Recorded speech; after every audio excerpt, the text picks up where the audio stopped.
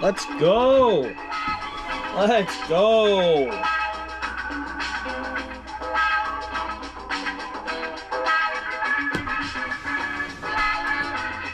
What's up? What's up? What's up? What's up?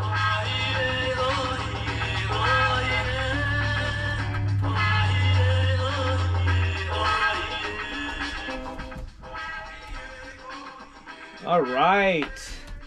Look at that. You know what? When you take the time, baby, we can do it. Take the time, do it right. We can do it, baby. Do it tonight. And we're going to do it tonight. Welcome to episode 3 of Northbound Spliff. We're going to go with the intro again. Here we go. Roll it, pack it, load it, munch it, toke it, smoke it, light it. This is Northbound Spliff, and I'm your host, Wolverine Nick. And we're going to get into it tonight. I have some fun stuff to cover. I have some serious stuff to cover, some not so serious stuff to cover, and also I have arts and crafts. Yeah, I have arts and crafts. So that's going to be a hoot. Yeah. How's everyone doing? How is everyone's Thanksgiving? If you tuned in last week, just big thank you. Really appreciate that. Last week was rough. The week before was rough. I made a huge improvement in that time. And that improvement is that I got faster internet. So we're going to be able to have a lot smoother of a time here. What did you do? What did everyone do for Thanksgiving? What was the plan for Thanksgiving? I worked. I got a new job. So I worked. I got called into work. And at the job I work, I make like double time and a half working on a holiday. So as a new guy in jobs where holiday pay is really, really gnarly, it's in a good way. It's uncommon that you get the opportunity to get that. So since I have faster internet, I have the ability to keep up not only with the live chat, but also to run my phone and run my laptop so that I can keep up and provide more of a in the moment podcast, which is what this whole thing is about, is me bringing information to you. If you're passionate about trails, if you're passionate about hiking, if you're passionate about biking, if you're passionate about paddling, if you're into the outdoors and you like that sort of stuff, the purpose of the podcast is to proliferate that culture. I think that's the terminology that's proper to use. Shout out James Randall 803, my dude. Appreciate that. Appreciate that very much. I'll get trendy and I'll keep things a little more mainstream in this sense that I will say, I'll say thank you for liking the videos, for subscribing to the channel, for tuning in, especially for tuning in to this live stream, which is 3 weeks in a row now. This is episode 3. So 3 weeks in a row, it's successfully gone down, and I think it's gotten better each time. I feel like it's gotten a little bit better each time, and that's the goal, is to make small improvements week by week, month by month. And part of the reason, I was thinking this past weekend, over the weekend that you know what? I didn't even light up. For everyone watching, if you're a smoker, now is your time to, like the intro says, load it, pack it, roll it, wrap it, munch it, sip it, smoke it, toke it. And let's commence Northbound Spliff officially.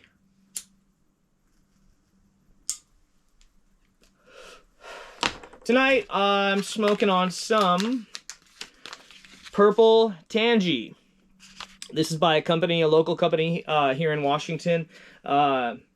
They are called Good Earth Cannabis. And you can find them on Instagram at good.earth.cannabis. This is Purple Tangy. It's a sativa, but it's not a really like racy, spacey sativa. It's a good workflow sativa. Let's actually pop this pack open. It's got a clear bottom, so you can do a little nug inspection there through the bag.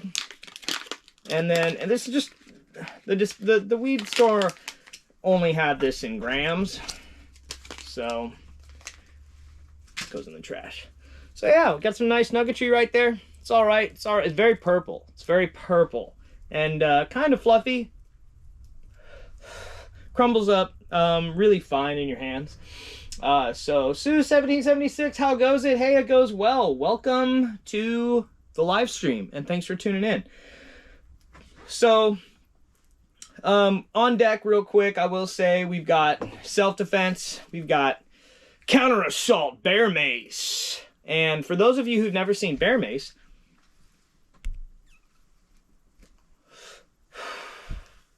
it's good herb. It's good herb. Tangy is a great strain. Tangy, yeah, it's a really, really orangey tasting strain. And this tastes kind of a little bit earthy, kind of like some dry dirt underneath a cedar tree with some really orange rindy aftertones. Little bit of pininess in there. So counter assault bear deterrent, range up to 32 feet, and you can see there's instructions on the back there. So it's got this plastic guard right here. So what you do is you pop that out. So now that's the guard. See, it's like a wedge that goes in there and catches the thumb trigger. Holds the thumb trigger just like that, so you can't depress it and it can't break off. All you do is pull this off and then bam, just it's on like Donkey Kong. So so yeah, nice. The sound is good. So this is the ingredients in this. 2% capsaicin and related capsaicinoids. So let's see here. How do you spell this? CAPSA. We'll just go to Google. We'll just go to the Googler. We'll pull up the Googler and we'll type in capsaicinoids.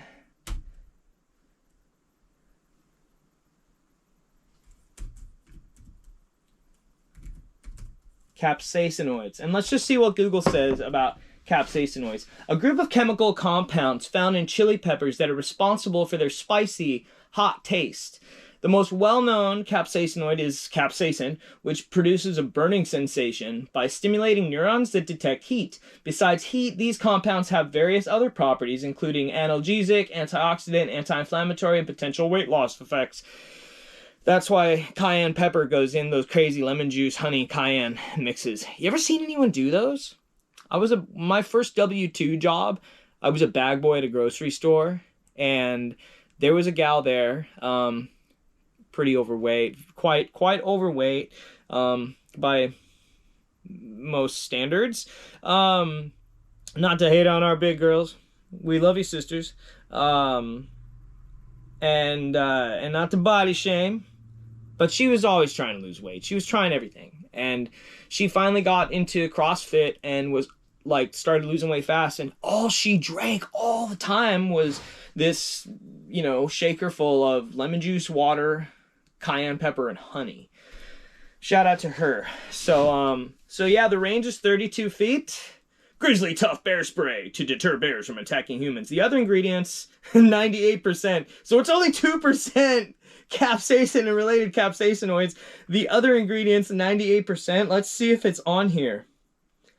Oh, it doesn't have It doesn't have the 98% of the rest of the... Not for use on humans. It is a violation of federal law to use this product in a manner inconsistent with its labeling. This product may be used only to deter bears, which are attacking or appear likely to attack humans. Do not spray this at objects, tents, or humans. No deterrent effect on, nothing but a deterrent effect on bears. Do not seek out encounters with bears or intentionally provoke them. Keep safety clip in place except when practicing with or using the product. Do not eat or allow to be eaten any food or feed materials which may have become contaminated with this product. Store in a cool, dry place. To arm and apply, to disarm, you just replace the plastic clip. So, how much to set it off? No, I'm kidding. I would never. This costs $50. It's $50 for this can. I've never used it. This can. I bought cans of this and dumped a whole can, and it was a low one day. I was in trees.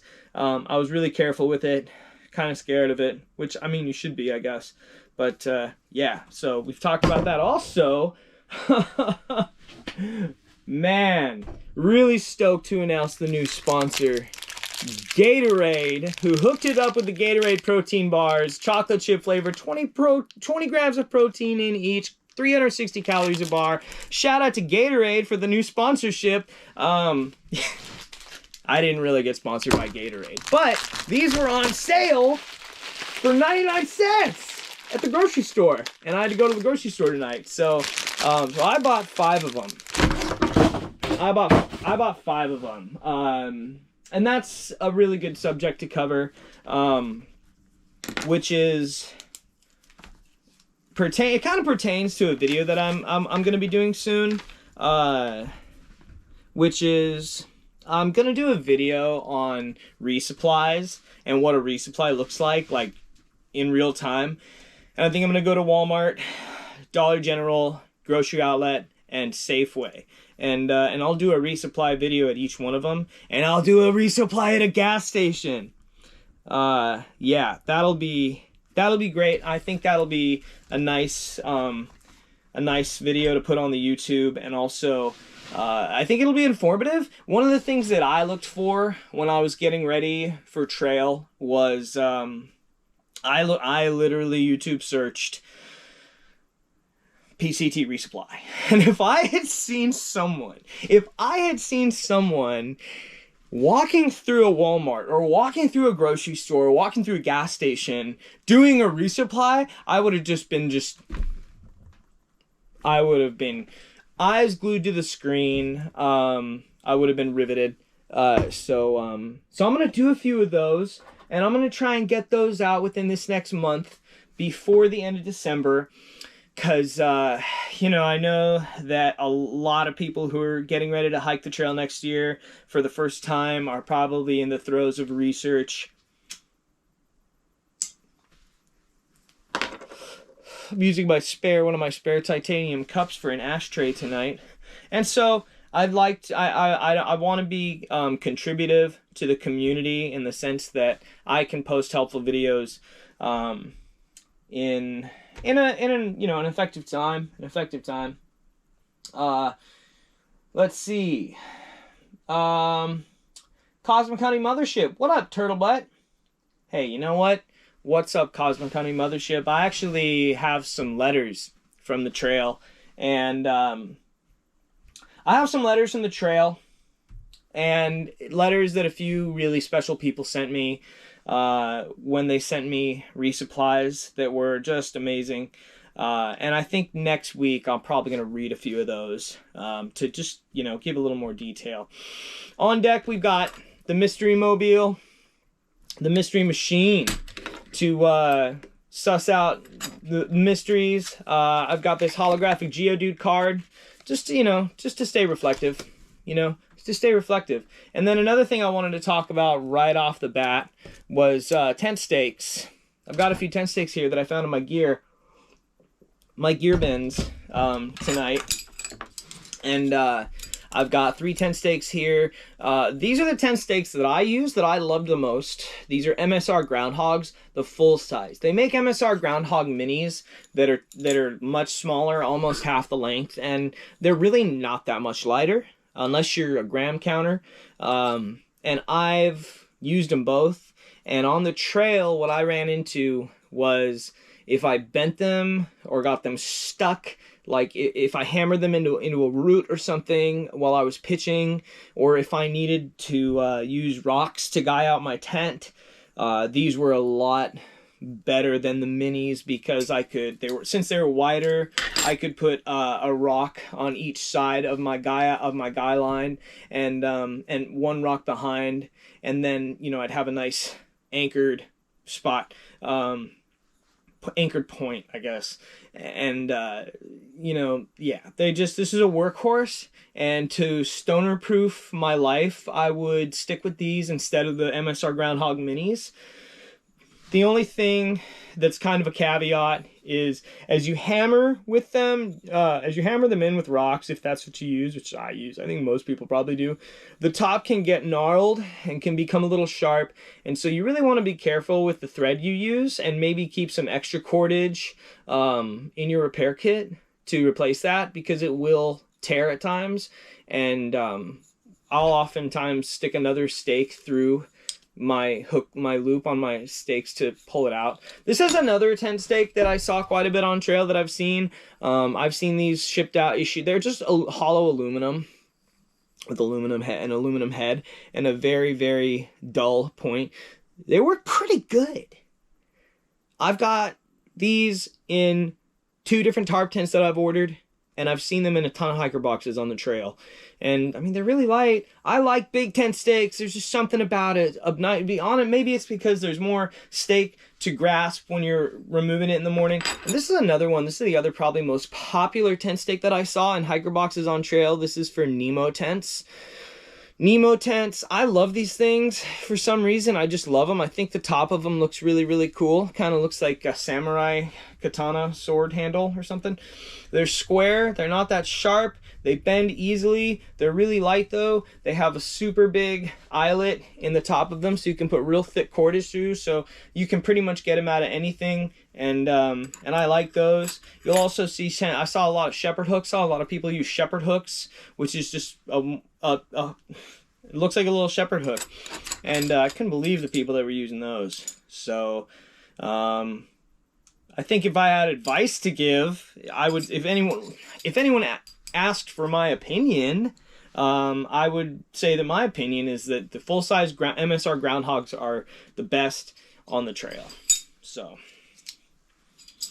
after my last, I posted in a YouTube video regarding my last outing, which is a bike packing trip. As a bike venture. I rode about 75 miles west towards the coast. I was going to try and camp on the coast. It didn't work out.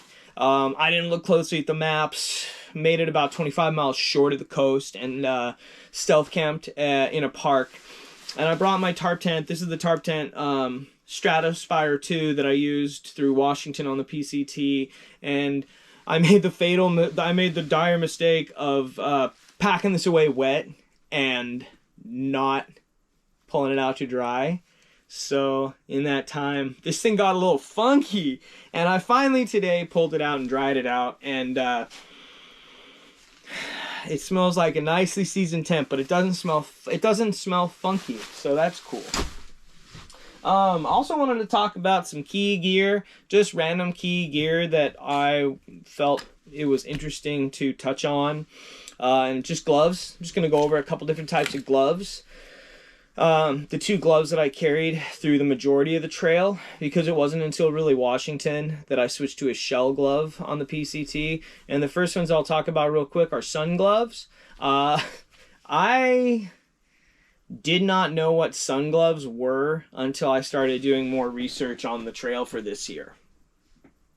And I ran into thru hikers the year before on the trail who were wearing them. They're fingerless gloves. For those of you who aren't familiar, these ones have some maybe suede patches on the palm, and they go up over your wrists. And these are a pair I bought from a fishing company. You can see how stitched up they are. I had to do a ton of repair on these. You can get these made by, I just bought these for like $15 from a fishing clothing supplier on Amazon, but you can pay a lot more money for these and get better quality. I think Outdoor Research is the most commonly is the brand I saw most commonly on trail. And basically what they do is they're sun gloves. They protect your hands from the sun. So they're not thick and durable. They're not meant to really keep you warm. These are Lycra. I think most of them are. But I thought these were kind of silly when I first started seeing them. I thought they were kind of silly. I thought, what use could I have for those? Well, in the beginning of the trail, I cut the sleeves short on my sun hoodie that I was wearing, so they only came down to about there. And I got the worst sunburn on the tops of my hands and my wrists, because when you're hiking with trekking poles, that's always exposed. And so I went back to these for the Sierra, and no, I didn't have these in the Sierra. I wished I had these through Northern California, so there's that. Yeah. These are my $2.99 nylon gloves. Everyone knows what these are. You see them in baskets and bins in the grocery store, even in Bartell Drugs and places like that, even gas stations, and they're really cheap. And I lost like 3 pairs of insulation gloves on the trail, and these ended up just being fantastic. So these are worth their weight. And the savings is amazing. So you don't need the fanciest stuff. These will get you really far. Just don't cut the fingers off, because they'll come unraveled from you using your trekking poles. Now, I was thinking about sandals this past week, because on a few runs I've gone on, I've actually switched over and ran in my Cairn Evo C's. These are the thick-soled bedrocks, and I just had days where I wanted some cushion, and so I wore these. And I also noticed that I went in a run in sandals barefoot the other day, and I actually got a little sore. I got a little hot spot between my big toe and my small toes. So, yeah, you definitely gain, for anyone who wonders about that, about the thong design, the sort of Waracha design that Bedrock uses, on the trail you do gain callus from that. And, yeah, and I just noticed, just how nice it is for the Evo C's to have that cushion in them. As opposed to the difference with the Evo, with the Cairn Pros. Their Pro model has a bit of a stickier outsole on that. So yeah, that's some of the gear I wanted to talk about. And I also unearthed this book from my book collection, which is small but valuable. And this is by Harvey Manning. This is Backpacking One Step at a Time. And Harvey Manning is famous. He's a famous outdoor writer. This was, when was this published? 1973. 1973. And I'll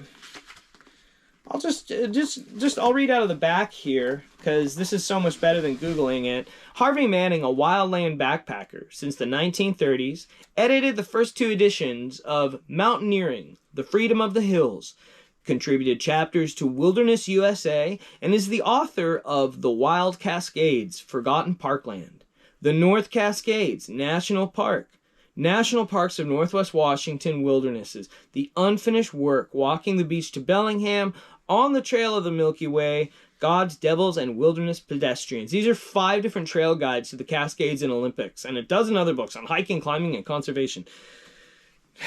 Crazy. And the cover on here has someone with a sick external frame backpack, and I just thought I'd read a couple excerpts from here, because it's got everything in here. This book has so much to offer. This is the 4th edition. So this might have been later. I think this was actually 1986. Okay, okay. Let's see. I'll read a bit from the foreword. Backpacking, camping, and mountaineering have grown tremendously in popularity since I came to REI, Recreational Equipment Incorporated, in 1955. As an outdoor equipment co-op, REI's membership and sales figures provide a reliable indicator of the increased interest and participation in the exploration of the outdoors. So that's Jim Whittaker. And I think, I don't know if it says anything in here about Jim Whittaker, but we can look up Jim Whittaker real quick. Jim Whittaker. Jim Whittaker, mountaineer. Let's see. Born in 1929, born and raised in Seattle, an American climber and mountain guide. He became the first, let's see, la-di-da, Wikipedia.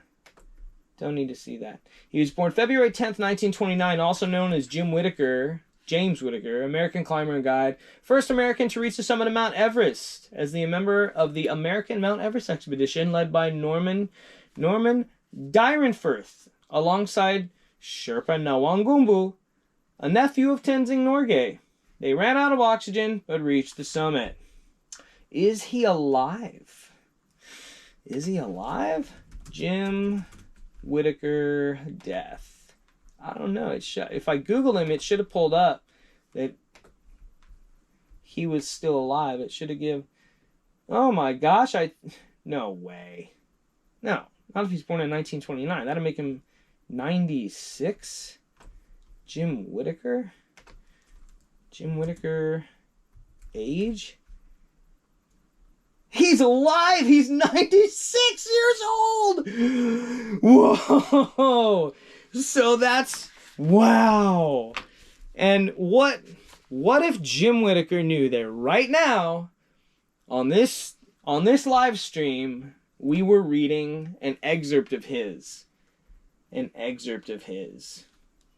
From a book that is 20, 30, almost 50 years old. Let's see what else is in here. It's got advice for everything in here. It's got advice for clothing layer, pants. More miles are walked by more people on more trails in shorts than all other bottom wear combined. It's not a garment demanding a lot of thought. Running shorts of polyproline nylon weigh a couple of ounces, cost $12, not counting the sports briefs often considered mandatory supplements. Other popular styles are the cargo, the trail, the Bavarian, the Bermuda, Sierra, rugby, rock, and Gurkha. Cutoffs are cheap and seem permanently in. There is no one hiking in cutoffs on trail. That'd be so sick. Let's see. That'd be so sick to go hike in that. Goodness. 1 to 3 person 4-season tents, 1 to 3 person 3-season tents. As for season of use, these tents can be trusted to cope with any conditions less extreme than the summit of Rainier or the South Col of Everest or a Tierra del Fuego Williwa. In short, Williwa? In short, anywhere and anywhere, the average backpacker is likely to camp. These come in handy. Tents classified as 1 to 2 person or few. An example of an REI half dome, just over 5 pounds, $150. Wow. So $150 in 1986 for an REI half dome. Let's see how much REI half domes are right now. REI half dome. Half dome 2. I don't know if they come in $100. That's not on REI's website. On REI's website, we have, I'm going to say $150. Oh, shit. $329. Wow. Minimum weight. So, when you're buying a tent and you're talking about weight, this is a great opportunity to talk about this. There's 3 different weights they'll give. They'll give minimum weight, maximum weight, and then packaged weight. Those are, so, and let me just double check so that I'm not just spewing nonsense. Minimum weight.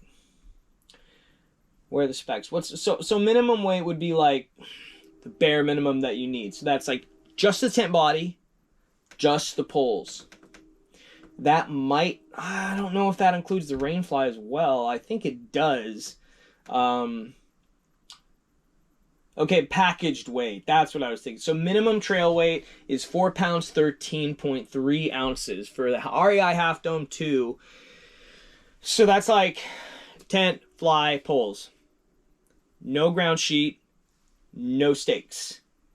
And they estimate packaged weight, which is the tent, the fly, the stakes, and probably the ground sheet.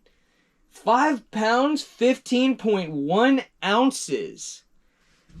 So in 1986, you could get an REI Half Dome for about $150 at REI. That doesn't make the definition of whether that's minimum weight or it's maximum weight, packaged weight. And in 2025, $329. And the entire package weight, that's tent, fly, footprint, stakes, 16 pounds. 16 pounds. Wow. I don't know, man. That's pretty incredible. I watched a couple backpacker radios this weekend. I watched, listened to, and then went back and watched again. I listened to the episode with Vegas the Pied Piper, and I listened to a really awesome episode with a guy named Gabriel Vasquez, and Gabriel Vasquez, and I want to talk about that real quick. You should go watch it. It's the most recently there it is. It's the most recently uploaded video on Backpacker Radio's YouTube, which is where I watch Backpacker Radio. I don't know who watches it through the Trek, but I mean they're sponsored by the Trek, so yeah. So I watched that, and that was really awesome because he's a combat veteran, was in the Marines, and someone I look to on YouTube as an inspiration is Rob Peters. I've mentioned him before. Bubblehead Hikes, trail name Bubblehead _hikes on YouTube and on Instagram, I think. And he's a veteran, and of course I hiked with Hello Kitty on trail, and he's a Marine combat veteran. And this guy Gabriel Vasquez, who they interviewed on Backpacker Radio, he's just so sick and so chill, and he's not only hiked all the he's a triple crowner, but he also he's paddled, I think, the entirety of the whole Mississippi River, source to sea, and he's done the Camino de Santiago like twice, and his next big goal is the 7 summits, which I think is the 7 tallest summits in the world. They're all over 20,000, right? And just yeah, it was a really long interview. It was almost 2 hours. And he was so funny and so down to earth, and he talks, 7 summits, the highest mountains on each of the 7 traditional continents. Okay, so they are Denali in Alaska, they are Mount Everest on the Eurasian plate, Kilimanjaro on the African plate, Denali is on the North American plate, Mauna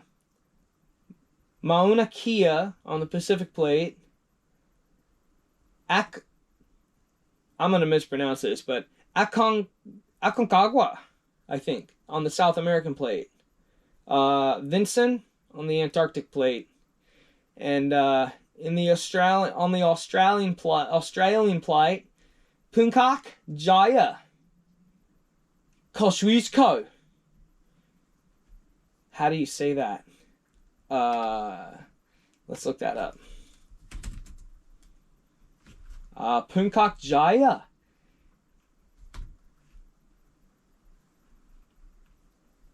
Let's see. Puncak Jaya. I can't find it on YouTube right away. Oh, Puncak Jaya. It's a tropical 7 summit. The snowy mountain is in Indonesia? Interesting. Anyways, Gabriel Vasquez. You can find him on Instagram. All one word. 4FOR, injured veterans. 4 injured veterans. And he runs... Oh yeah, he cycled across America. He cycled 6,000 miles across America, and he's actually done the Camino de Santiago 5 times. He's from Austin. He's a veteran. First known Mexican-American to Triple Crown. Yeah, that's pretty dope. That's pretty dope. Having Mexican heritage myself. No hablo español essay, but me llamo es gringo cafe. So that's really cool. And he was just really down to earth, and he'd really been through some shit. And I think it's good to talk about this sort of stuff, because we don't talk about this. We don't talk enough. We really don't talk about it enough, and especially men don't talk about it enough. And that was something that he brought up multiple times in his interview, was that he, it's there's things that'll really fuck you up, and trauma is one of those. Excuse me, I gotta make couple of notes because I want to come back to a couple of things. Trauma is something that just tears you apart, and it's an unseen, I don't want to say illness, but it's an unseen injury is kind of a good way to put it. I know that losing my father when I was 23, that was really traumatic. He passed away. I was there when he passed away, and he was only 46, and it was very traumatic for me. And I met other people on trail who were coping with trauma. I wasn't necessarily coping with trauma of that on trail, but having that trauma afterwards, I had a lot of responsibilities, and I had to keep myself, take care of. I lost my family business. Our family kind of, just destroyed my family. And so there was a lot of pieces to pick up after that. And, although it was years back, I mean, anyone can be traumatized by something. And it could be someone who experienced combat military service. It could be someone who lost a friend. I have a friend back in Seattle who lost a good buddy of his riding motorcycles, where his buddy just crashed and perished, man. And that sort of thing traumatizes you, and everyone processes trauma differently. But I did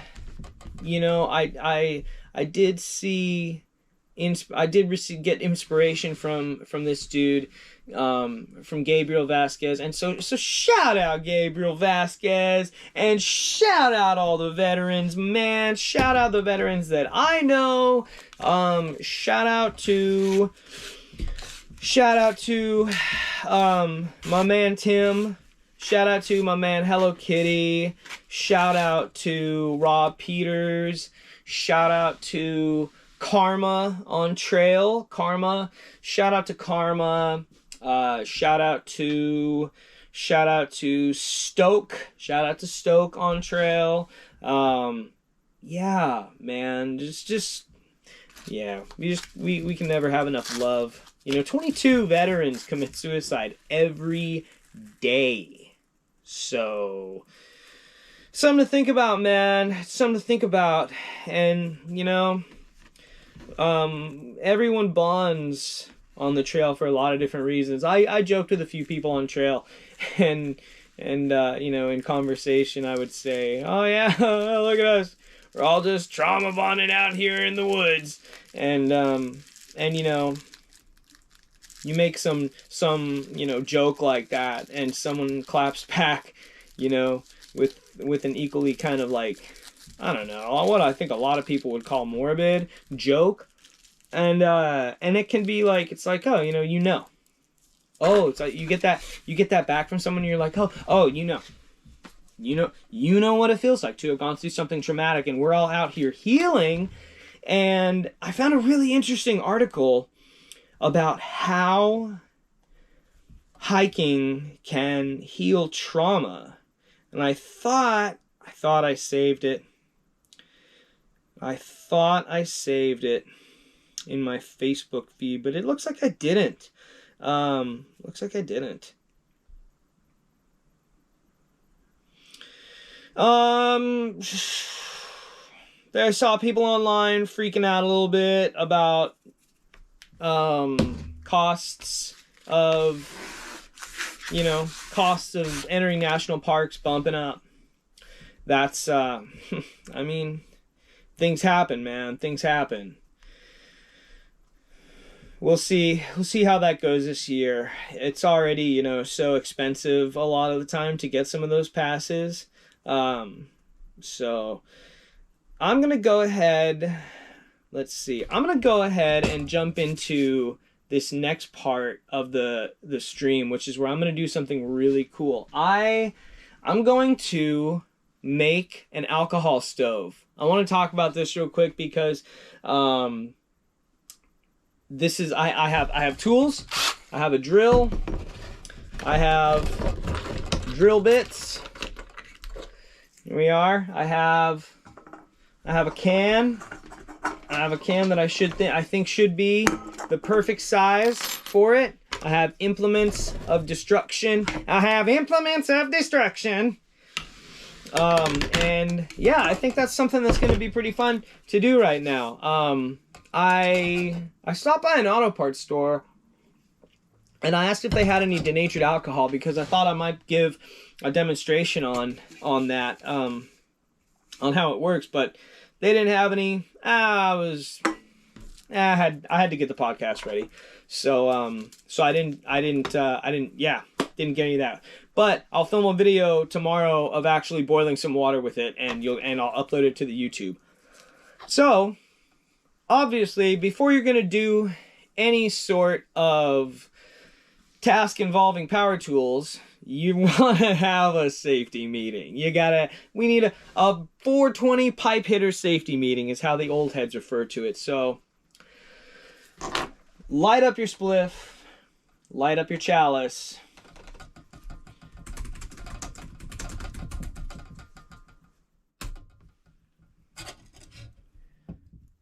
Here we go. We're gonna smoke pot now. And what I'm going to play for you guys is the Bush Chemists' Light Up Your Spliff. We'll put that on. Here we go. We're going to smoke pot now.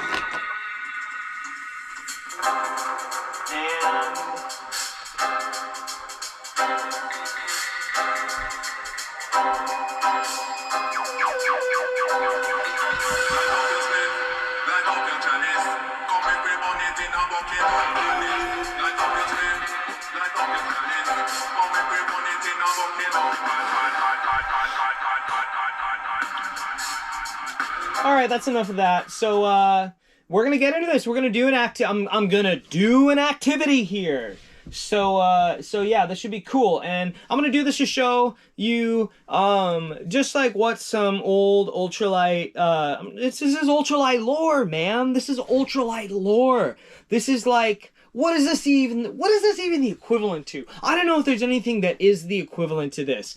Maybe it's like a kid who grew up around CDs and MP3s, and then, you know, phones that we listen to music on now, that wasn't really ever exposed to vinyl, being like exposed to like listening to some music on vinyl. Maybe that's kind of akin to what this is. So in my teenage years, the most ultralight way to cook in the backcountry was using alcohol stoves. They got really, really trendy, really popular, and there's a few different variations of them. What I'm going to do is my favorite. I don't know if it's the most functional because there's a couple different designs you can do. Using different sort of cans, cat food cans. Cat food can stoves were really popular and take the least effort to make. They're the easiest to make. All you really need is a can of cat food and a hole puncher. But what we're going to do is we're going to do the soda can or beer can. In this case, we're using a Bang Energy cotton candy flavored. I don't like Bang energy drinks, and if I were going to purchase one to drink, I definitely wouldn't purchase cotton candy, but the can is white and pink, so it's easy to see, and I thought that would be a good idea.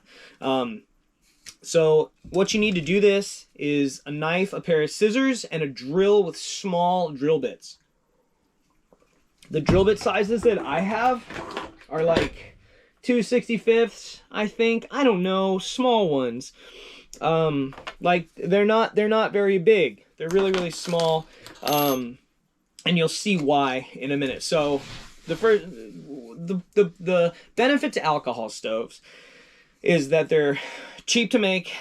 They're really friggin' light. I mean, a soda can, you can't get lighter than this. And when this is the weight of your stove, minus some grams, and you'll see why. Yeah, it's the lightest stove you can make. It burns denatured alcohol, which is, I think, originally used a lot on boats for maybe cleaning boats or maybe engine parts. But it can also burn gasoline. It can burn heat, H-E-E-T, lighter fluid. It can burn most lighter fluids. Basically, it's so hiker trashy that it will practically burn anything, any liquid that is like ethanol based, flammable, I mean, diesel, I don't know. So yeah, I'm gonna make one right now on camera. We're doing it. We're gonna make an alcohol stove, an alky stove, and we're gonna be doing the soda can or beer can method for this. So yeah, here we go. So Sue1776 in the chat said, ever so often these stoves get popular in the prepping community for bug out bags. They're great in a pinch. They are great in a pinch, and if you're careful with them and you don't crush them, they're virtually indestructible, and if you have the right stuff on hand, you can make them at the drop of a hat. So, the downside to alcohol stoves is, well, you're just burning liquid and ethanol, you're burning gas. And so it doesn't burn as hot as a canister stove that you'll have. Like, I don't know, you probably boil your water faster sticking your pot in some embers on a fire, which is the other factor. This type of stove is considered an open flame stove, a non-extinguishable flame source. And so that's illegal in California. Pretty sure if you do the research, it's gonna be illegal most places on the PCT. Cheers, Eddie Ruiz. Eddie Ruiz -05F. Rolling one up. Also, yee. Let's go.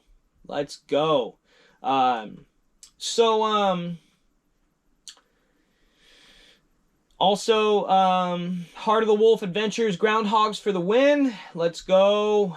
Also, shout out to Cosmic Honey Mothership, the strength or the way they work on the different soils.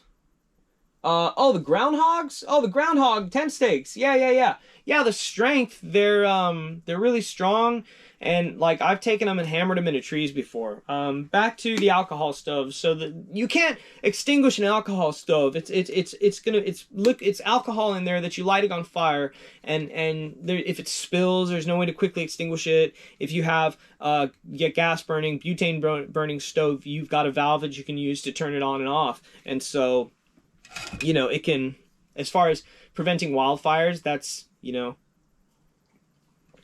that's the case there. So the first thing we're going to do is figure out how big we want it. You don't want your stove too deep. You don't want it too shallow. If it's too shallow, you can't pour enough gas, enough alcohol into it to burn long enough for it to boil your water. So you want to be able to have enough space in the stove to fill it up with enough gas so that you can, because it takes like 10 minutes, maybe 15 at times. If the conditions aren't that great, like windy, it can take up to 15 minutes to boil water with these. I'd say average is about 10 minutes to boil water with it, depending on your pot size and whether or not you're using like a windscreen.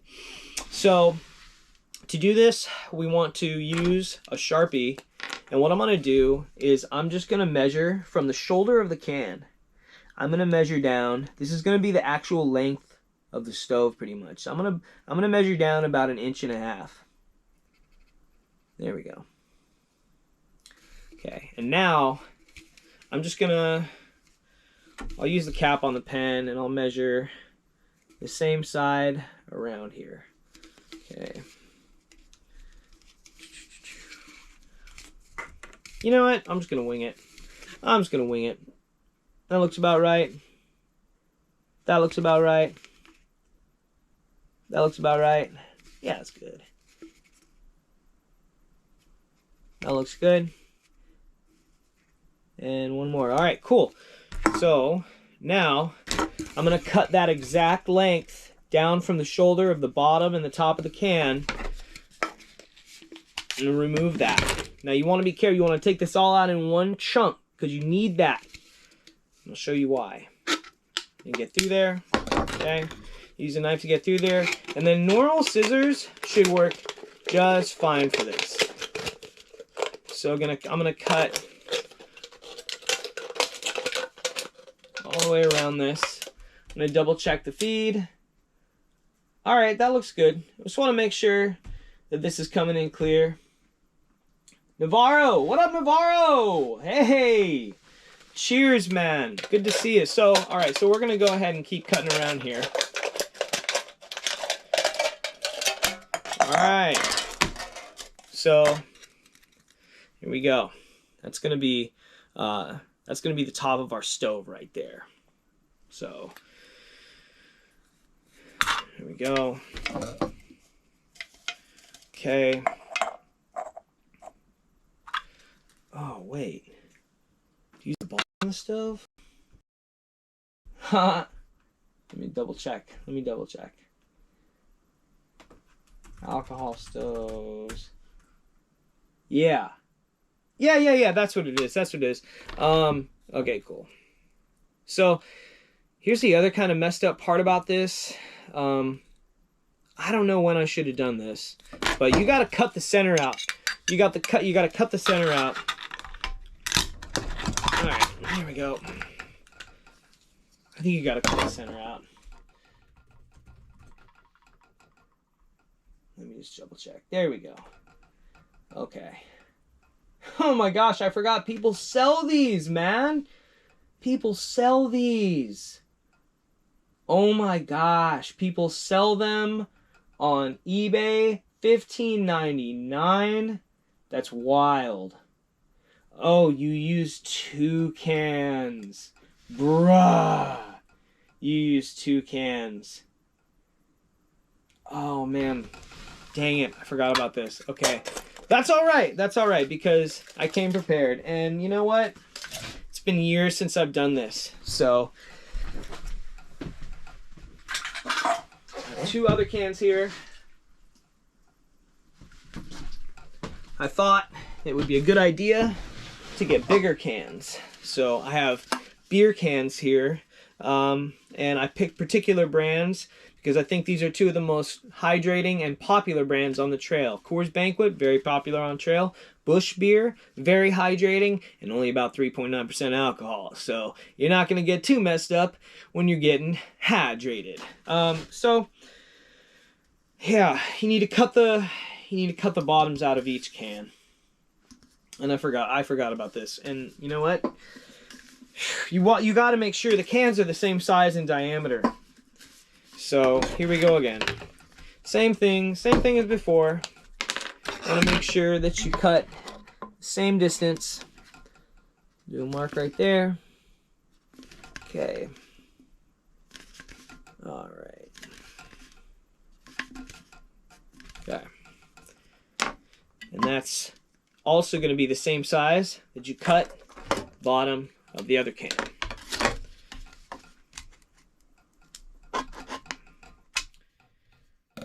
Oh man, I forgot you have to cut the bottom. That's okay.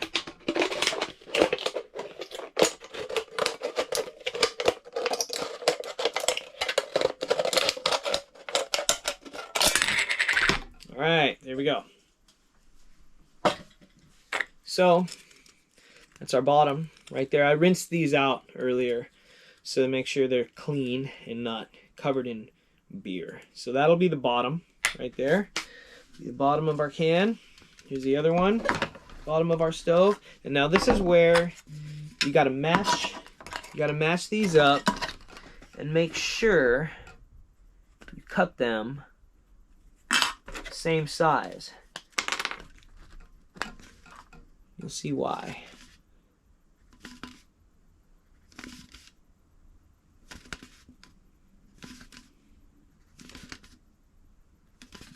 It would have been so cool to bust out an alcohol stove on trail. That would have been so cool. You know, I forgot the other reason that these got really, really popular was because before the trail, before the Pacific Crest Trail, and I'm not saying this because, you know, I didn't hike the trail then. I hiked the trail this year in 2025.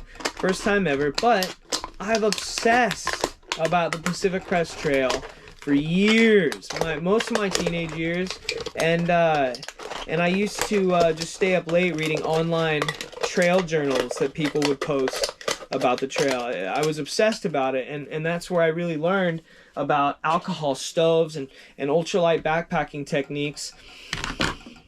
And the trail was so, see how we got both these pieces? They're both about the same size. We're gonna mate these together, and that's gonna be basically our stove. But one of them I have to cut the center out of. I really just don't want to do this. But okay, what did I used to use for this? I used tin snips for this. But today, I'm gonna use a knife. Now,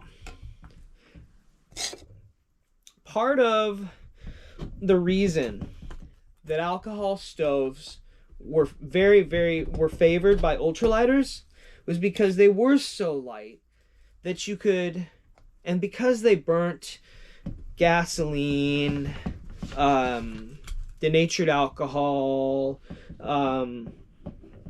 heat, which you can get in auto parts stores, gas stations have it. It's a lighter fluid. A clean burning white gas, I think is what it's called. You call them white gases because mountaineers use white gas, and it's liquid. It's just gas in liquid form because it boils better at high altitudes. So because these stoves, see how this is going right there? About halfway done. Because these stoves, what are we at? 8 o'clock? We're at an hour for the night. So because these stoves, I'm gonna be careful not to bend or damage the can. Burn all sorts of various fuels. I'm bending the can. As soon as I said that, maybe I should stuff something in here to keep it from, I'll stuff my gloves in here. There we go. You could get the fuel everywhere. Because it wasn't like it is now. You couldn't, everywhere on trail.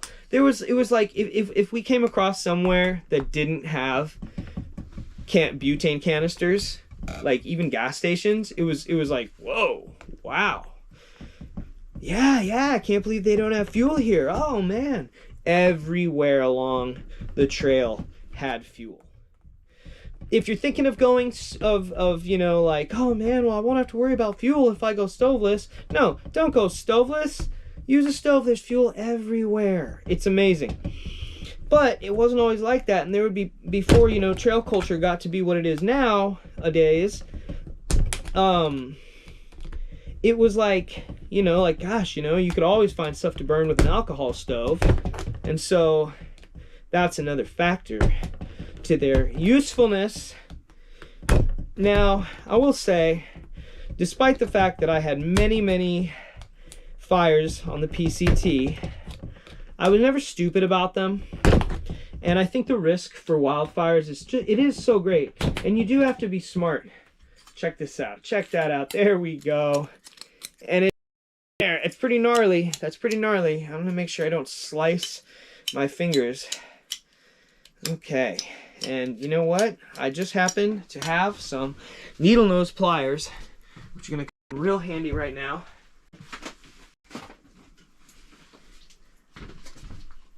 Shout out to my friend Harrison, who I loaned these from on a bike ride recently. So now I'm just gonna use these, and I'm gonna go around the inside of here, and this jagged lip, I'm just gonna kind of crimp it flat so that it's not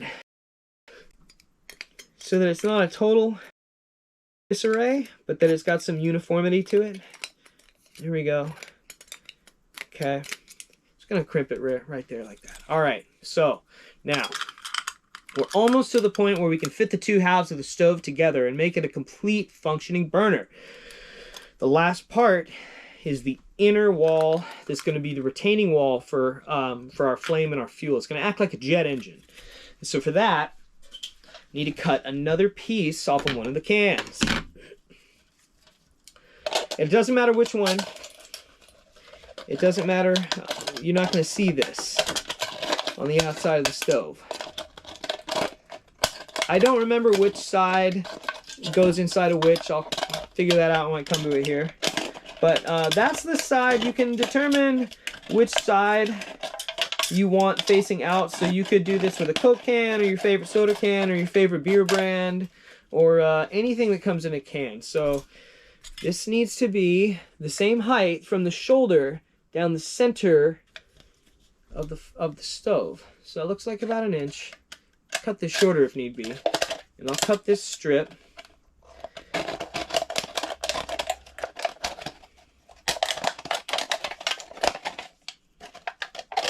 Did you ever watch Zoom? Anyone on here ever watch PBS? Zoom was a popular show when I was a kid. And the people on it would do arts and crafts just like this. But, you know, they had everything. They had all these awesome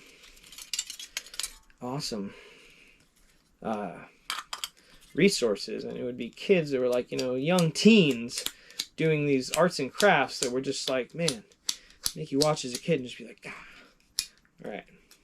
So now we need to mate this together, and the way we're going to do that is just going to do a slit right here, halfway down the can.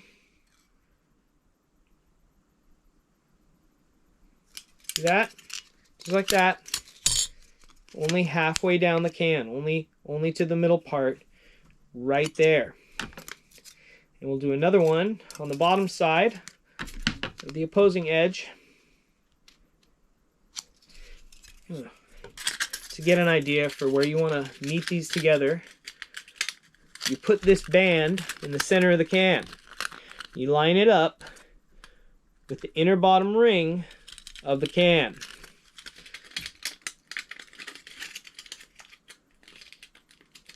Okay. And that is how you know where to cut your other piece of can, of the inner strip. So, there we go. So now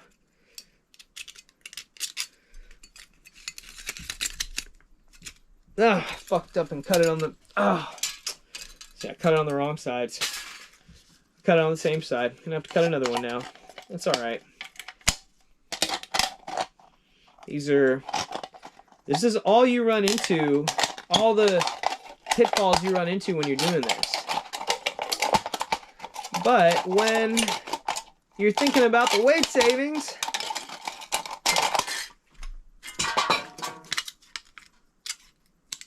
okay, that's pretty haggardly.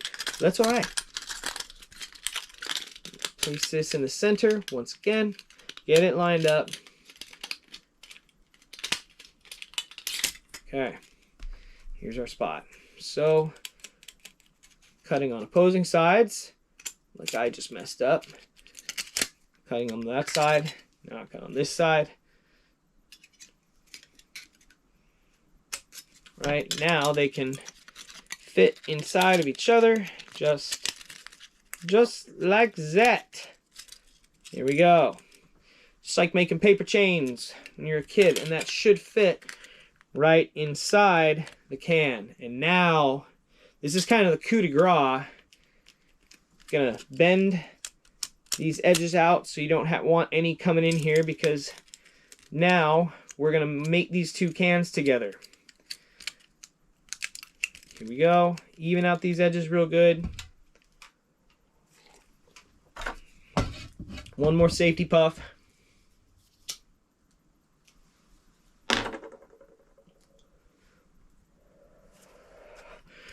Now I want the Coors can to go over the Busch can. So what I'm going to do is I'm going to cut just the tiniest slit in this part of the Busch can. You don't want it too low, because then it can get all messed up. And I'm going to bend these two parts in just like that to bring the circumference of this in ever so slightly. And I'm going to slide it on the inside of the Coors can. Easier said than done. Just want to make sure you get every edge in there. And now you sort of just jam it together right there, and you really want to make sure they're as flush as can be, because you'll ruin your can. You ruin your life. You'll split the top can, actually.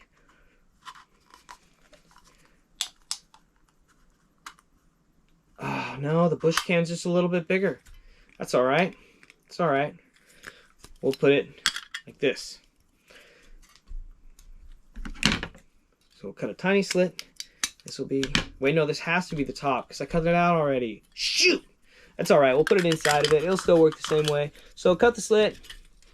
Pinch it in ever so slightly. Just enough so that we can get this shimmied in here. Shimmy, shake, wake, and bake. Maybe they are the same circumference.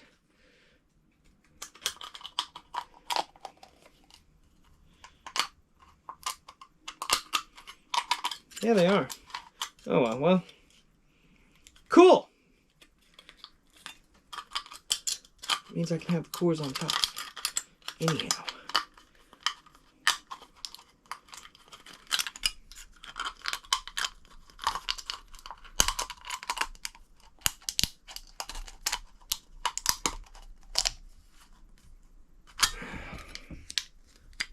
Totally forgot.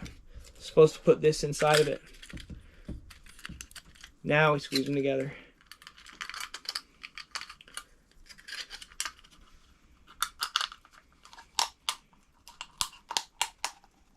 Ooh, there it is.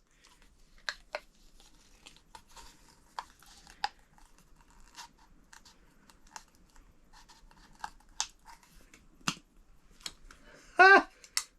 Let's go surfing.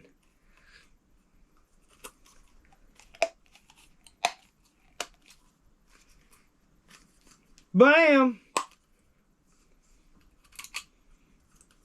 Bam! And that right there is your alcohol stove. It's not done yet. There's one more step. This is kind of the fun step, because that whole part that I just did, sucked. And it still doesn't look the way I want it to. The inside needs to be taller. I need this middle strip to be thicker. So I'm going to cut another one. I'm going to cut it. I'm actually going to cut this one quite a bit bigger.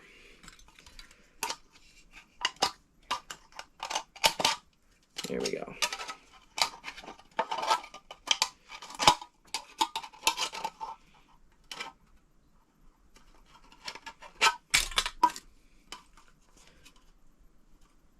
Yeah, that should do it. That should do it.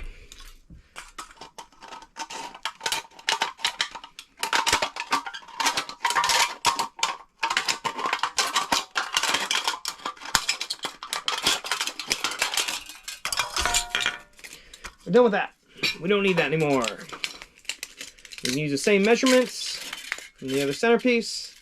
How far in did we cut? All right. One on the right. One on the left.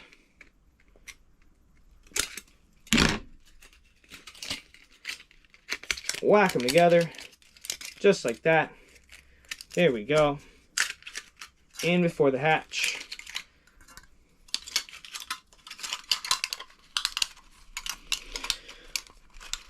How much easier it is the second time around.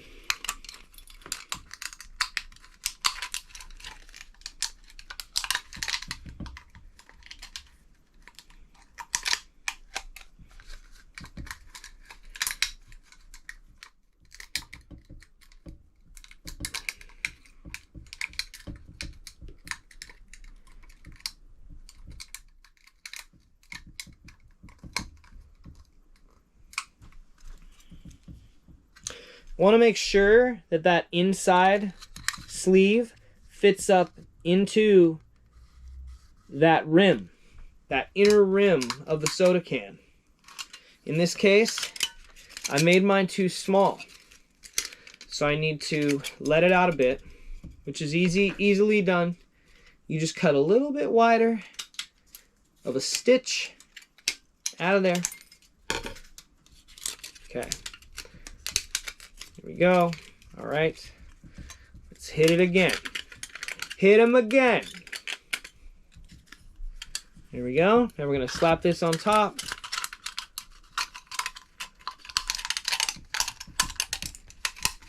Okay. Make sure it's all in there. Yes. Beautiful. All right. A nice tight fit. We got that inner sleeve all the way matched up. And now we have this. It just needs a little bit, of love. It needs a little tape. I think duct tape is the answer here.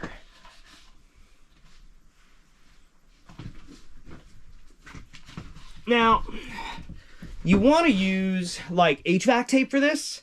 So like metal tape that you would put on air ducts. You can get that stuff. I don't have any on hand. And in a pinch, if you were out on the trail in the field, you would be able to get away. You could get away with duct tape because the stuff, like, it doesn't heat up. So it's not going to get really, really hot like a burner. It'll get hot around the top of it, yeah.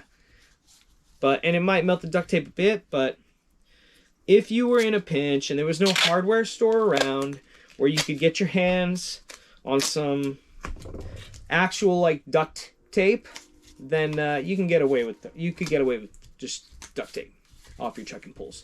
So that's basically what we got right there. Look at that. Soda can on the bottom, cut out on the top looking all weird. I'm gonna gently pinch. I'm going to pinch these little frays inward just to kind of lock everything in place just ever so slightly. And now is when the power tools come into play.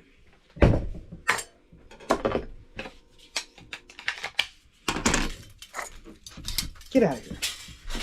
Look at this workstation. Gosh! Jurassic Park. Samuel L. Jackson.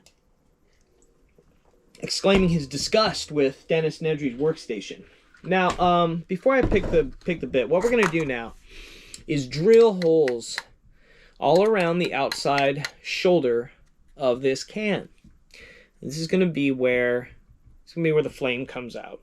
So that sleeve in there creates a chamber right in there that goes all the way down through the stove, and fuel is going to sit down in the bottom of that, and it's going to evaporate out through the holes that we're about to drill. We want to drill them just about every 1/4 inch, make about, I don't know, 28 holes or something like that. And I'm going to go with this large size I have here. This is about, it's bigger than a pencil lead. I mean,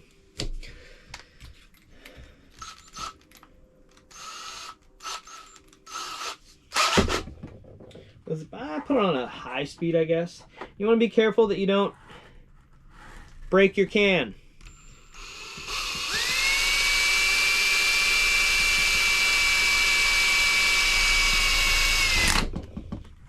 Be really careful because you will drill right through the side wall in the inside, and you don't want to do that. So we got one hole right there. Do another one. Well, we'll do a 1/2 inch. So maybe not 28 holes.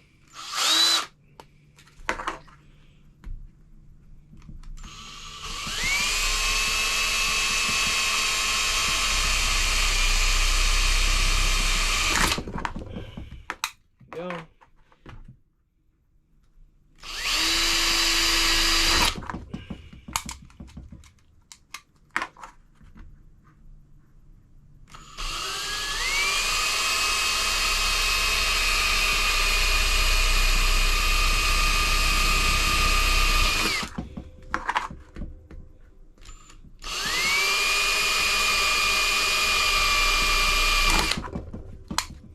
I'm poking holes in it.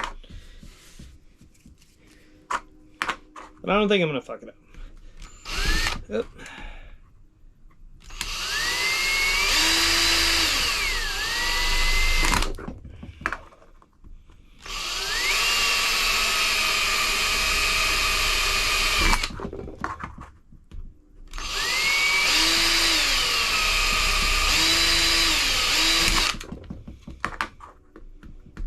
Two more.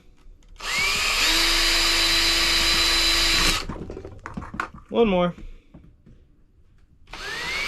Yep.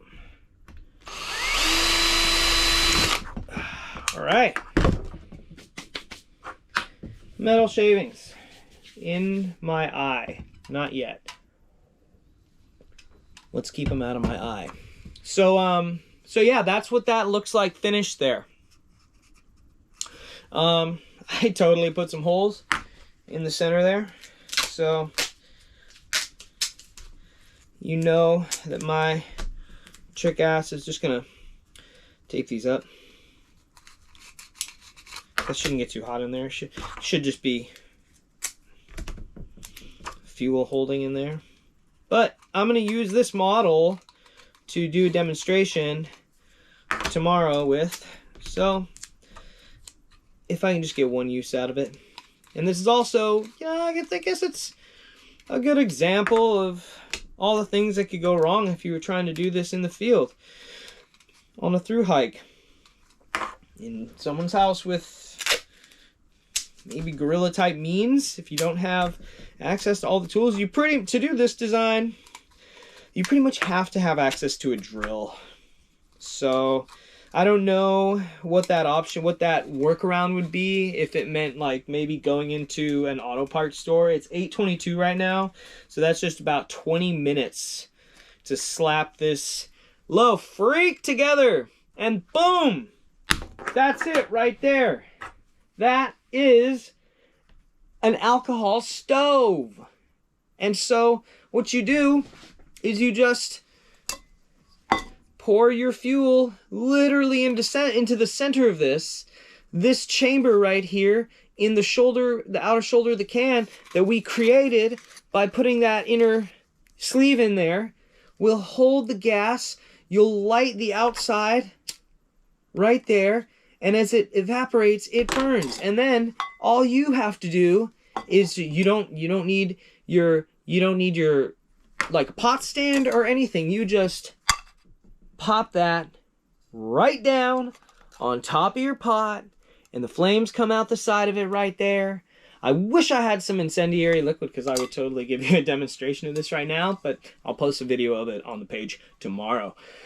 I'll just have to go to the hardware store to pick up a bottle of denatured alcohol, which you can get in 32-ounce size for, on average, like 10 or 12 bucks. So yeah, obviously, maybe not obviously, but FYI, you do need a wider pot for this design, since this is, you know, a wide can, not as wide as a Foster's can. Like a Foster's beer can that's huge, but you know, I've made these out of Red Bull cans. Those don't really work. The best size is this, or a soda can size, just your standard 12-ounce soda can, sparkling water can, 12-ounce beer can. Any 12-ounce can is the best size for the average, like, pot like that. This is even too wide, and it'll work, but what'll happen is the flames will just, since that distance right there is so small, the flames will come out of here, and they'll just flame the sides of the pot. So for something like this, you'd want a much wider pot to boil with. And yeah, and I don't have a scale handy, but I mean, you can't get much lighter than this. And, you know, if I didn't, you know, jack up the inside and have to stick extra pieces of tape on here, you know, it'd be even lighter. So there's that. Let's see if there's any comments, see what the comments are doing right now. Boil some water after it's made, and well, yeah, Eddie, we'll do that tomorrow. Show us how to do Molotov now. Let's go. Hey, what's up? Bikes are dumb. Shout out. Love you guys. Yeah, big time love. So yeah. Oh, wow, Suze. Denatured alcohol is not sold in California due to air pollution. I mean, yeah. That's why people aren't using these on the trail anymore, because this, while being a really cheap, pretty effective, lightweight option, and you know, it fits right inside a little mug. Doesn't weigh anything. Ah, man, it's such a thing of beauty.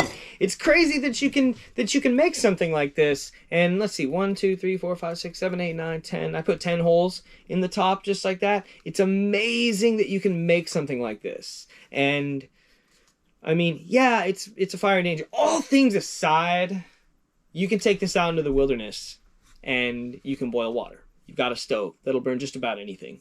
So yeah, man. So that's that. We'll light it up tomorrow, boil some water, cook some ramen in it or something, and show you how it works.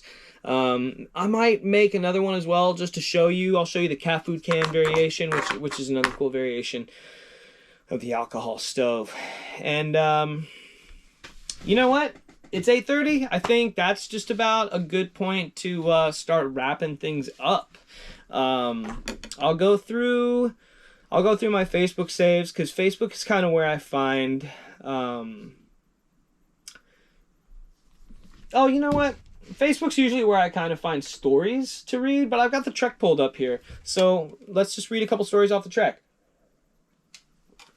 We'll read a couple stories off the Trek. We'll light 2 joints at once.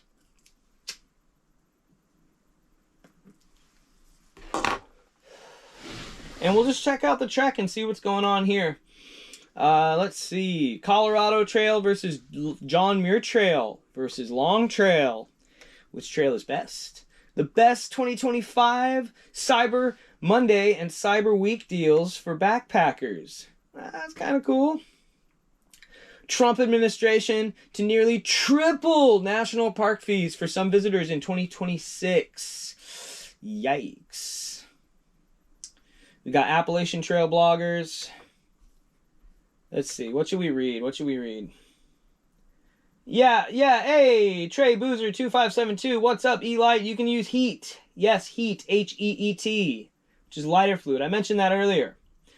Yeah, so let's see. What should we read off the Trek? Let's see. How about what is this? Congratulations to these 2025 PCT finishers, part 4. We're reading this.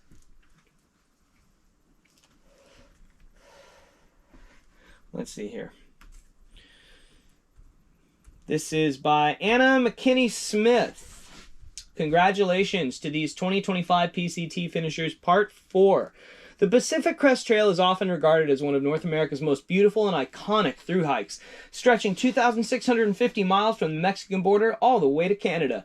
Every year, thousands of hikers set out on this unforgettable journey, pushing their limits both physically and mentally as they navigate this incredibly varied terrain. Pretty cool. I think this just talks about thru hikers who finished. Side Trail finished August 22nd. Side Trail. I never met Side Trail.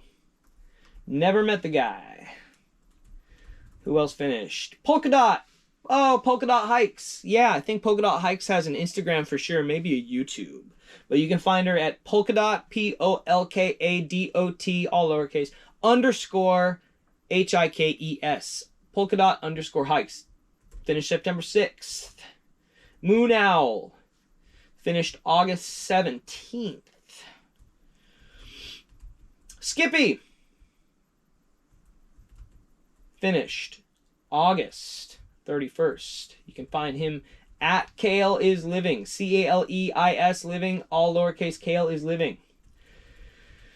Skippy, another Skippy. Finished September 24th. My mom's birthday. Pink Panther. I heard about Pink Panther. I saw Pink Panther in Trail Logs. You can find her at FINEAPPLE _PIE. Pineapple Pie. Finished September 13th. That's pretty cool. In some other news, this weekend, I finished filling out my Halfway Anywhere survey. And the Halfway Anywhere, I think it's Halfway Anywhere. Halfway Anywhere PCT survey. Yeah, Halfway was a hiker. Can't remember when he hiked. But he does a survey. I'm pretty sure that's his deal. PCT. And so the Halfway Anywhere survey is a survey that happens every single year, and it's a survey filled out by thru hikers of that year on the trail. And it covers everything. I'll read. What I'll do is for the next few minutes, I'll push this a few more minutes, and I'll just read some of 2024's Halfway Anywhere trail. So basically, it's a really extensive survey. The page is dedicated to helping everyone curious about what awaits them. Let's see. Let's find it. Surveys. PCT survey. All right. I just finished mine. It took me about 45 minutes. The PCT survey was conceived after his 2013 thru hike of the Pacific Crest Trail. Before hiking the PCT, I struggled to find information that was actually useful. Come on. Over the years, the survey has evolved into a more loose collection of a couple hundred hikers' responses that it began with thousands of would-be thru hikers hitting the PCT every year. The survey has grown to encompass a variety of topics relevant to thru hiking or section hiking the PCT. I struggled to find information that was actually useful for planning a thru hike. The PCT is so many different things to so many different people. It's hard to construct an idea of what your PCT hike may entail based on the reports of others. So why not attempt to consolidate all those experiences to give us an accurate picture of the trail as possible, based on data from hikers who have experienced the PCT firsthand. So, I strive to enhance the survey, the data collected, and the presentation for both past and future hikers. I happily accept any suggestions for me. So the dude's really like open to suggestions. That's cool. And basically, you have a limited amount of time in which to fill out the survey after you hike the trail, because he has to take all the data and submit it and do up the survey for the next year. So I'm going to read off the survey for 2024 a little bit. So here we go. In 2024, there were 764 completed surveys. Some responses were sorted by northbound or southbound. The PCT and through hiking generally use acronyms and jargons. So if anything's unclear, we'll go over that. He's got a glossary for everything. He asked respondents to do their best to respond accurately. Not every hiker answers every question, and not every answer is guaranteed accurate. He refers to survey respondents collectively as that year's class. So, like class of 2024, class of 2025. And, yeah, what else we got here? Through hikers. Right. Let's start reading. Let's see. So, I'll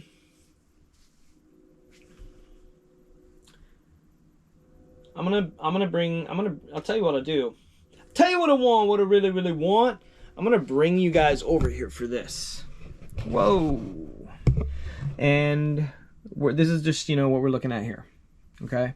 So PCT hiker gender, 55.1% were male. 40.2% were female. 1.1% non-binary.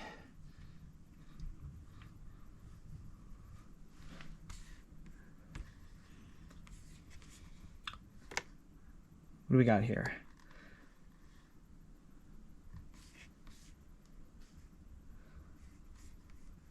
I just want to make sure I just want to see how crazy this looks while we're looking at the screen. So, Electrolyte asks, how long did it take PCT completion certification? It took almost a month, bro. It took almost a month to get my certification paper in the mail. Okay, I just want to check this and make sure that this looks all right for you guys. There we go. Okay, so we can go in a little bit more. All right, great. So we'll go in a little bit more. We'll pull up the halfway anywhere again. Here we go. Hiker age. Wow.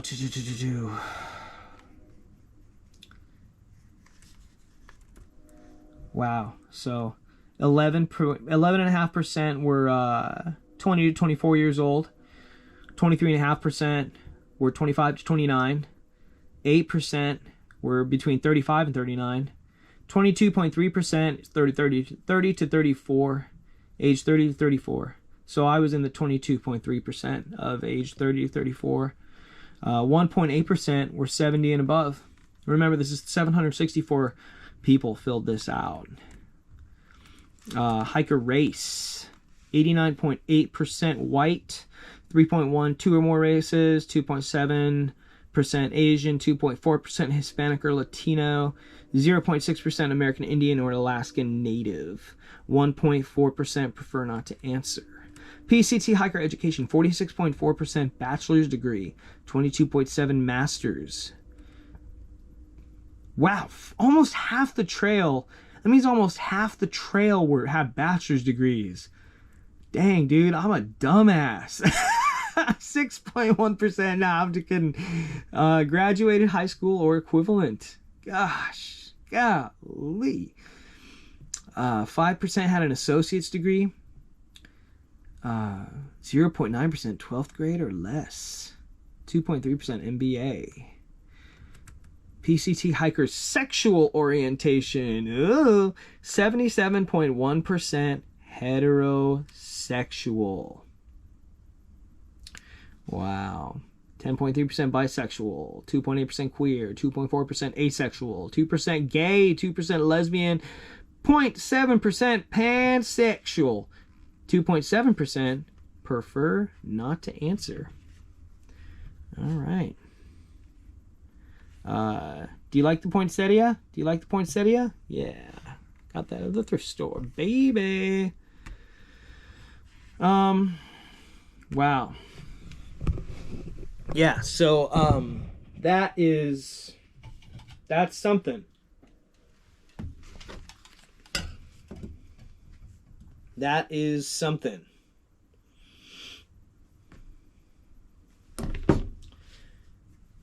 What else is on here? Marital status, 42.9% single, never married. We're going to go ahead and get this stream wrapped up. I'm going to put on some tunes here while we kind of start to wrap this up. Let's go with, this is what I'm really into right now. This is Dur Band, D-U-R, and this is some African music. This is some African music. This is from Somalia. They're from Mogadishu. The band was formed in the 1980s and was one of the most well-known acts on the Mogadishu disco scene at the time. Their sound encompasses funk and disco with influences of soul. So I'm going to put on their album Goroth Elixir. Let's go. This is the Dur Band from Somalia. This first song is Ohiyi. Ohiyi.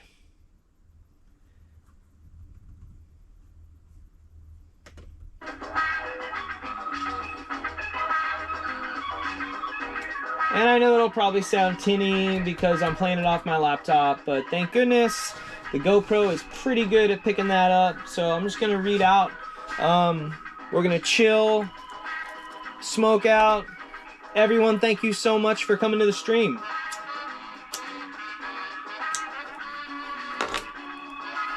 Thank you so much for bearing with my handiwork. We'll see how that works tomorrow.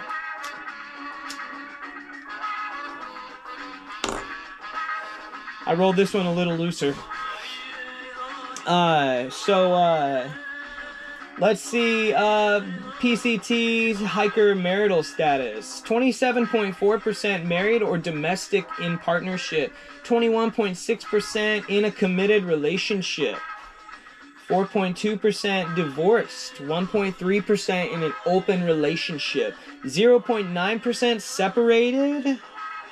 1.2% prefer not to answer. Prefer not to answer. And also, just, I'm going to go ahead and put this track in the... I'm going to put this track in the chat right now, so you guys can dig on this. Anyone who's interested can dig on this. There it is. There's the link to this song. Overland, Arizona 4690, loving the channel. Thank you so much. Never, Sue1776, never in a million years would I have guessed Somalia has a disco scene. That's cool. Yeah, man. Thank you all so much for jumping in the chat tonight. Thank you all so much for watching. Thank goodness that this signal has been this good. I'm so glad I went with T-Mobile, because I have T-Mobile, so I went with T-Mobile internet. I was like, man, I need to get some Wi-Fi up in this John. And so I was literally on Reddit. I figured I'll go to Reddit, the most reliable source to hear from the peoples what really works. And I was searching cheap, fast internet on Reddit, and sure enough, I came across a thread where someone was like, well, I had T-Mobile, so I just got their in-home internet. And I was like, I forgot, they have that now. They've had it for years, actually like 5 years now, and it's pretty good. It's only an extra $50 a month for me, and I've got streaming status internet now. So the stream is in a higher quality. I've got it at 720, but I think it could go to 1080. And I need to maybe figure out a microphone situation. The GoPro works, I think. And I'm working on getting the lighting dialed in. But I think, yeah, I think having a microphone would be cool. And I really, really want to be able to take calls. I want people to be able to call in. And I think because the stream works so good with this signal and I can run my computer, I think I can run a call-in line. So people could, like, call into the show and we could do it like real radio. Anyways, those are just ideas, and I think, yeah, I'm feeling pretty good about them. So, let's see, what else does this say? Oh, kids, how many people had kids? 4.5% of hikers had one child, 8.7% had 2 kids, 5.2% of hikers had 3 kids, 1.8% of hikers had 4 children, 0.7% had 5, and 0.3% had over 5 children. So what the... Wow. Interesting. Where hikers are from. 62% of all the hikers on the trail in 2024 were from the United States. 6.6% were from Germany, 6.1% from Canada. Don't forget, I'm reading 2024 stats right now. I'm reading last year's Halfway Anywhere survey. So this next year in 2026, the year that I hiked, that'll be available, and I don't remember when it becomes available. I think it's before March though, because I remember reading it when I was getting ready to hike. 5.6% of hikers were from the United Kingdom. 3.3% were from Australia. The most represented states. So California was the most represented state. Not shocking. 12.9% of hikers on the Pacific Crest Trail in 2024 were from Washington. So, Washington, represent. Oregon, 8%. Colorado, 3.2%. New York, 3.2%. Cool. Cool. PCT, oh, hiker jobs. Ah. So, this year, in 2024, hikers reported 156 different professions, of most common of which were 6.6% were educators, 5.4% were software engineers, 4% were engineers, 4% were students, 3.8% were project managers, 3.5% did seasonal work, 3.4% were scientists, 2.8% were mechanical engineers, 2.5% were consultants, 2.3% worked in IT. 9.1%, larger than any single profession, reported being retired, and 4% were students. Working conditions, 38.6% of hikers quit their job to hike in 2024. 12.3% of hikers had unpaid time off. Unpaid. 9.7% just had flexible work conditions. So, 7.6% of hikers in 2024 were on sabbatical. So, you had people off military leave, on a gap year, medical leave, pre-negotiated, which would mean they planned for it with their employer, and I would assume get to have a job to go back to. Oh, time spent planning. So on a scale of 1 to 10, 0 being a scale of 0 to 10, 0 being they didn't spend any time planning at all, and 10 being they spent every waking moment preparing for the trail. These are the percentages. I won't go through them all, but I will go through. 5.3% of people said they listed 1. 2.7% listed 0. They spent 0 time planning at all. 3.5% of hikers said 10 every waking moment. And 17.9%, which is the highest, actually ranked 5. So, first time through hikers, 50.2%. So just over half the people who hiked in 2024 it was their first long distance hike, and the rest of them wasn't their first long distance hike. So it's half and it's right down the middle as far as, you know, who's hiking for their first time and who's a vet. So yeah. The most commonly previous hike trail was a section of the PCT. So people who maybe lashed who did a section, that came in at 17.4% of all hikers had done a section of the PCT prior. I would have put that. I did put that. I've hiked sections of the PCT. So the next biggest was the Appalachian Trail. Not a shocker because of the sheer amount of people that have, yeah.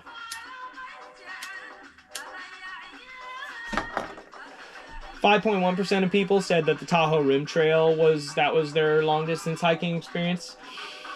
9.8% Camino de Santiago, 14.1% John Muir Trail. So the top 3 previous long distance hikes of any 765 hikers, or 64, in the year 2024 who filled out this survey, out of 764 of those 4 people, the top 3 previous trails that they'd hiked that was their long distance hiking experience were section hikes of the PCT, the Appalachian Trail, and the John Muir Trail. That's interesting, dude. That's really interesting.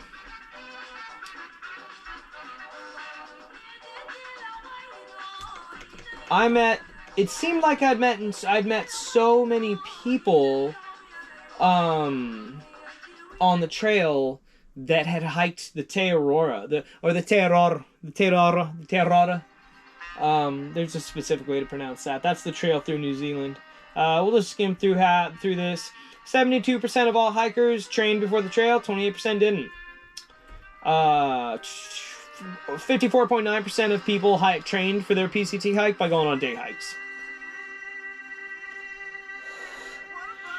Eddie Ruiz, next year you're going to do the TRT and more little trails for practice for 2027 PCT through hike. Oh, I wish I was doing it in 2027, bro.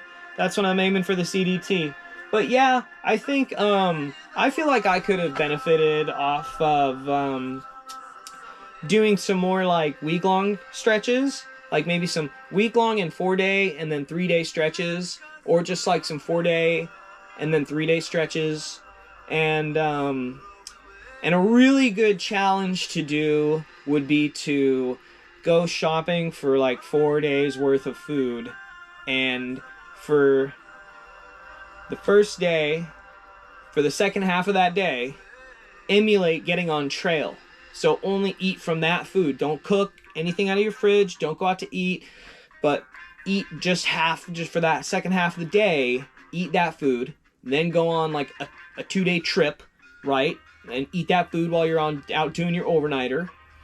And then that 4th day, the day you get back from that, for that maybe half the day, have to eat that food as well, because that would emulate like getting to trail at 1 or 2 in the afternoon, spending that night, the next night, and the next night on trail, and then coming into a town, but maybe having to go 15 miles or 20 miles to get into that town, or emulate the reality of having maybe not made it into that town, or maybe made it to the town, but you get there late and everything's closed. I wish I had done simulations like that. And I would never do it again, but I think for someone who's never done a thru hike, if you really, really want to dial your food in, I think that would be a perfect training practice to emulate what it's like to live like that. Because that's the part that gets you really, really hiker trashy and through hikery on the trail, is you get so used to what you need for all those nights and mornings to where you start calculating like, okay, we're getting on trail this afternoon, we're getting a ride to the trail, so I'm gonna eat a big breakfast, pack out some subs from the general store and some chips, or maybe even order something to go and take that on trail. So I'll just eat this town food that I've packed for that first half of the day, and maybe even the next morning. And then once you're on trail the next day, you carry that much trail food, so enough trail food for like a half day and dinner. And then you can, eat up all your town food and not be carrying too much else. I'm meandering. It's time to get real stoned. So, What else? 14% of hikers did rode bikes, did bicycling to prepare for their 2024 thru hike. Pre-trail fitness level, not going to read over that, but needless to say, I'll just talk. 25% of people that hiked in 2024 said they felt 50-50 as far as what their fitness level was before they started the trail. So, northbound hikers getting to the southern terminus. 41.8% took the terminus shuttle. So almost half the hikers took the terminus shuttle. The smallest percentage is 0.4% hitchhiked. 30% private transportation. 9% rideshare. 5.5% Trail Angel. So it's, you know, it's up there. I took the bus. Let's see. Why hikers went southbound. Oh, wow. Why do hikers go southbound? 88.6% said of the hikers who went southbound in 2024 said the time frame worked better. And that was something I ran into with several Sobos. Was they were like, oh, you know what? It just worked out for me with my schedule with work. Or quitting work. Or this, that, the other thing. The halfway anywhere money spent on hike for 2024 is this. The average amount spent on the entirety of a thru hike for 2024 was $10,149. $10,149 big ones. That was the average cost that people spent on trail in 2024 for the cost of their hike. The average amount spent per day on a thru hike in 2024, $71. $71 in a per diem for just living and existing and doing that hike. The average amount spent on gear before starting was $1,708. Almost $2,000, the amount of money spent on gear for hikers in 2024. And this is hikers who finished the trail. 764. Average spent by domestic thru hikers. So, Americans, 9,651. That's where I fall.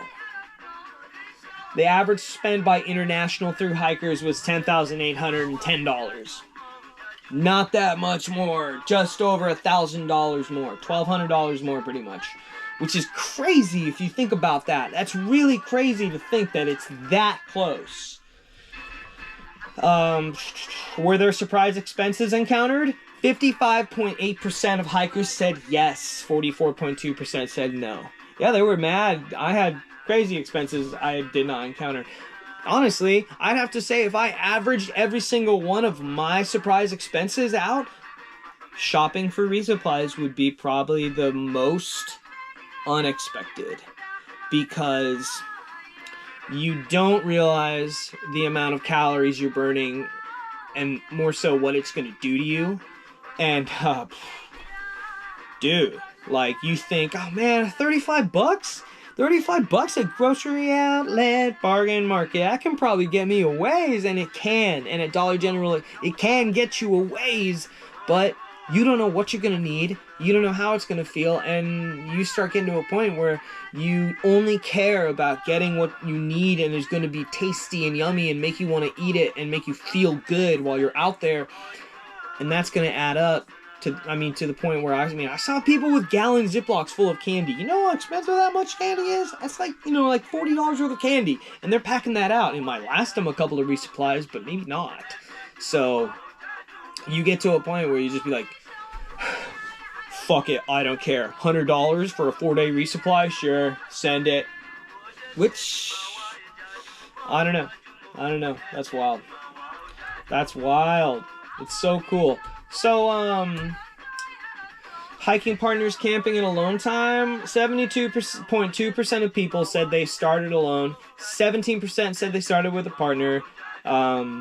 2% said they started with a stranger. 3% said they started with family. 6.5% said they started with friends. So the majority, two-thirds, three-quarters of the hikers start alone out of 764 hikers. Y'all, it's time to sign off. Did I ship most of my supplies? No, I shipped some supplies. I shipped, everyone ships. If you own an ice axe, you ship your ice axe with your micro spikes, your bear box. You ship it all down south of the desert. You know, I bounced boxes. I'd buy extra groceries, ship them further up. Did that a couple times, but I wasn't really savvy with that. I lost some supply boxes. Keep your receipts and take pictures of your tracking numbers. Save them on your phone. Everyone, thank you so much for tuning in to Northbound Spliff, episode 2, episode 3. It feels like the first episode because we're finally doing it in proper quality. There's been no issues with latency. The connection's been strong. We made an alcohol stove on camera, on the spot live. We got stoned. We didn't have to bring the mystery machine out to solve any mysteries. We had Geodude holding it down. We had Bear Mace for the ops.